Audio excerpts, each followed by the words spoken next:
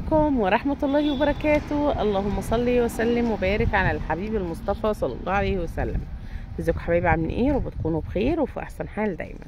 قبل ما نبدأ الفيديو بتاعنا اذكروا الله، الا بذكر الله تطمئن القلوب، لا اله الا الله وحده لا شريك له. والنهارده كده هقول لكم على مشروع جديد، بس عايزه اقول لكم الاول صباح الخير وصباح الورد وصباح الفل وصباح كل حاجه حلوه.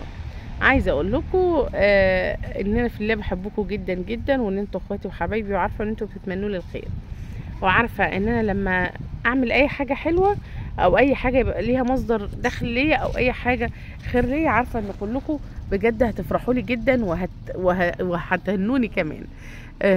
بقالي كام فيديو كده بصوره في المكان ده، سألتوني كتير جدا ايه هو المشروع الجديد بتاعك، وليه بتصوري في المكان ده، وايه هو المكان ده.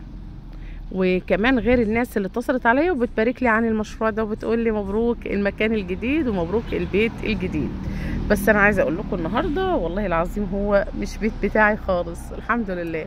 ربنا يرزقنا يا رب ويرزقكم ويرزق ويوسع على الجميع، اللهم امين يا رب. ربنا يرزق كل مشتاق لمكان واسع او بيت ملك، ربنا يديله ويدينا، اللهم امين يا رب.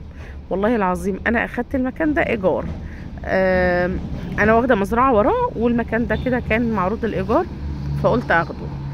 خدته ليه؟ هقول لكم دلوقتي خدته ليه. اول حاجه كده المحل ده هقوم كده معاكم اوريكم، بس انا بوريكم حاجه هنا اهو. ذبحت الفراخ دي ونضفتها اهي ما شاء الله، عشان احنا عندنا بقى ايه، يوم مولد النبي ده موسم عندنا، وفي الارياف كلها بتحسب موسم وطبيخ وحاجات كده يعني. المهم ده عملت نضفت الفرختين دول كده هنا وانا قاعده بالمره، وقلت ايه بقى هاخدهم واروح على البيت اعملهم. بس نقوم كده مع بعض واوريكم المكان ده واخداه ليه وعشان خاطر ايه. كده شايفين كميه الكراتين والحاجات دي. المكان ده يا جماعه احنا واخدينه بنجمع فيه خرده، بنجمع فيه كراتين قديمه، بنجمع فيه بلاستيك وحديد وحاجات كده بنشتريها. تمام، بنشتريها يعني الحاجات دي بنشتريها من الناس اللي حابه بتبيع يعني. بنشتري وبنجمعها وبنشيلها، بنوديها المخازن، بنوديها المصانع يعاد استخدامها مره تانية. بس انا عايزه اعدي، ربنا يقويني واقدر اعدي من فوق الكراتين واروح اوريكم بقى المكان اللي هو افضل. انا قلت المكان ده واسع هستفاد منه بكذا حاجه. تمام، يعني ايه هوريكم دلوقتي، بس نعدي بس نقدر نوصل، وبعد كده ربنا يسهل.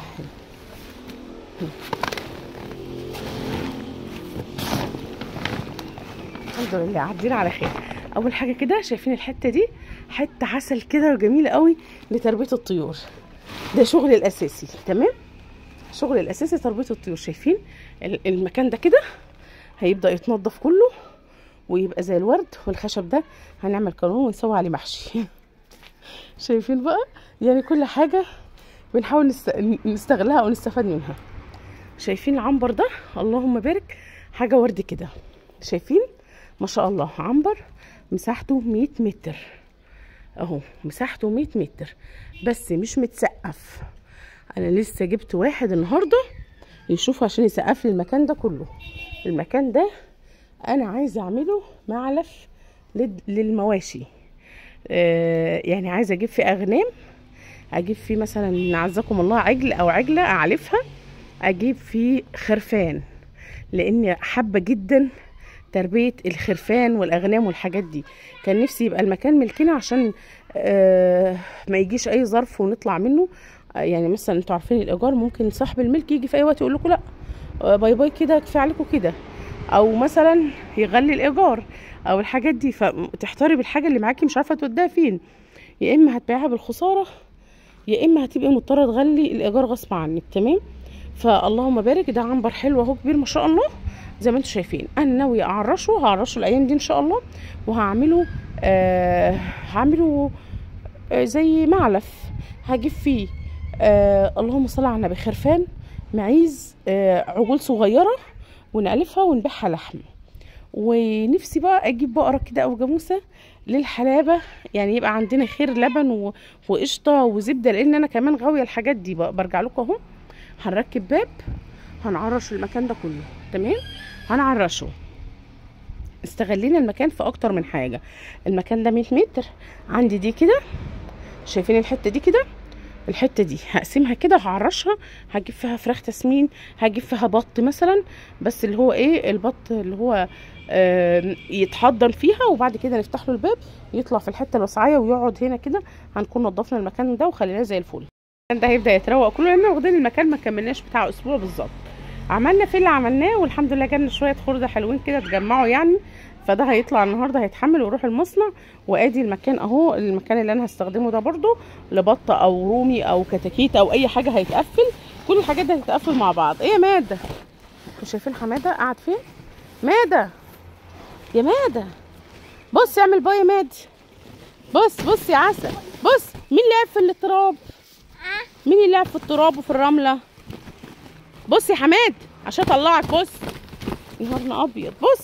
بص ايه اللي جابك هنا؟ مين اللي لعب في الرمل؟ ماده. ومين اللي لعب في الاسمنت؟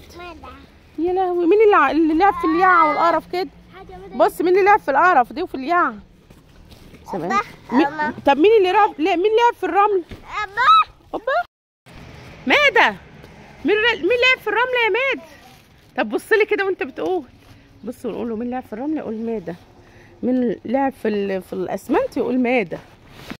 هنا اهو الحمد لله عدينا من على الكراتين بامان.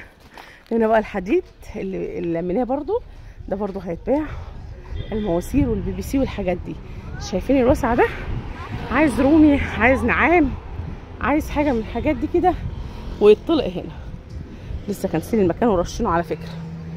تعالوا هنا بقى الاوضه دي اللهم بارك.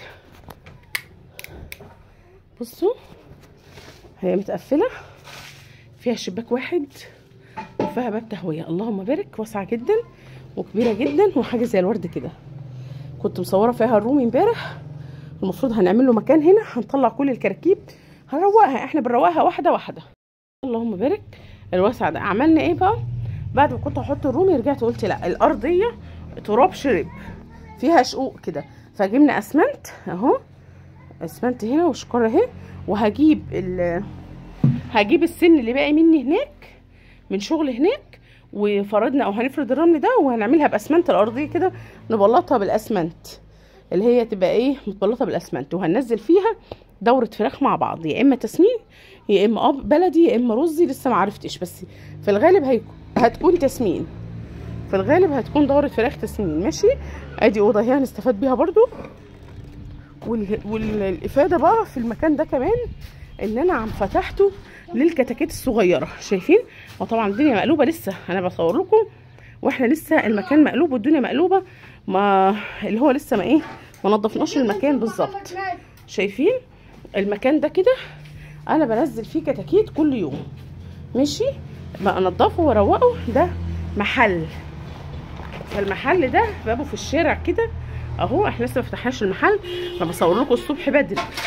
تمام. فالكتاكيت هنزلها دلوقتي، لسه عربيه الكتاكيت هتيجي لي دلوقتي هنزلها، وبس هروق المكان على السريع كده. والمحل ده منه للطريق على طول، هوريه لكم بره دلوقتي. شايفين المحل ده منه للطريق. الشعله دي بقى جبتها عشان بنضف فراخي وطيوري في الواسع بره، اللي هو بره هتلاقوني منضفه الفراخ ومنضفه البط ومنضفه الطيور في الواسع بره، والاضاءه حلوه جدا والتصوير حلو جدا والتشجيع. حطي كله وسيبيه واركنيه في جنب. تعالوا بقى كده نشوف بره. وبابايا طبعا قاعد معايا واختي وجوزي وكلنا قاعدين ليل ونهار. بابايا لسه جاي اهو. ايه يا بابا؟ كويس ان انت جيت. عايزه اروح مش عارفه امشي. عايزه اروح عايزه اروح البيت ومش عارفه امشي واسيب المكان، مش في حد هنا. لا ما جاتش لسه جاي. وخدنا البلاستيك اللي هو الاسود ده وحملناه في العربيه راح تنزله. مجدي خاطف راح ينزل اهو. هنحمل الكراتين دي النهارده كده. انا هنا معاك اهو. تعالى يا حماد ادخل جوه. بصوا بقى، هو على الاسفلت العمومي اهو، على الطريق راح جاي ما شاء الله. وادي المحل اهو. فالمحل هينفعني في ان انا زي ما قلت لكم كده ان انا افتحه والكتاكيت تبقى في المحل على الشارع على طول، بدل ما كنت بلف اوزع بالعربيه واخد الكتاكيت في المزرعه وفي البيت وهنا وهنا. لا، كل اللي ليه حاجه هيجي ياخدها من هنا ويبقى مكانه معروف وخلاص. تمام، لان انا كنت بوزع في العربيه وكنت باخد معايا البيت وكنت بنزل في المزرعه. فشايفين مدخل المحل لوحده ومدخل البوابه لوحده، تمام كده اهو. حبيت بس اوريكم كده المشروع الجديد بتاعنا واقول لكم عليه وعشان الناس تستفاد. فان شاء الله باذن الله هتلاقوا الحوش ده مليان برضو ايه طيور قريب جدا، والميه شغاله والخرطوم شغال وبنغسل وبنعمل كل حاجه. ربنا يوسعها علينا وعليكم يا رب، اللهم امين.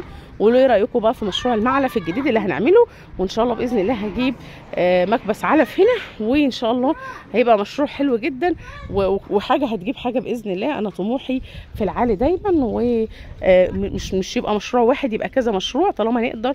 انا المشروع بتاع الخرده والحديد والحاجات ده مولياه لمين؟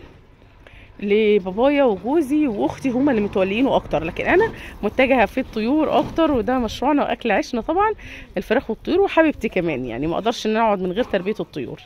يا رب الفيديو يكون عجبكم، لو عجبكم الفيديو اضغطوا لايك وشير وسبسكرايب للقناه. قولوا لي ايه رايكم في المشروع بتاع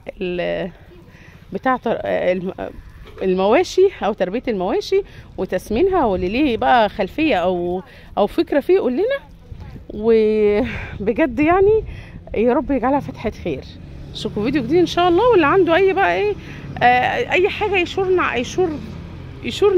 او يشور عليا بيها غير كده يقول لي برضو، واحنا نغير، احنا لسه ما بدأناش شغل فيها لسه. اشوفكم فيديو جديد ان شاء الله. السلام عليكم ورحمه الله وبركاته.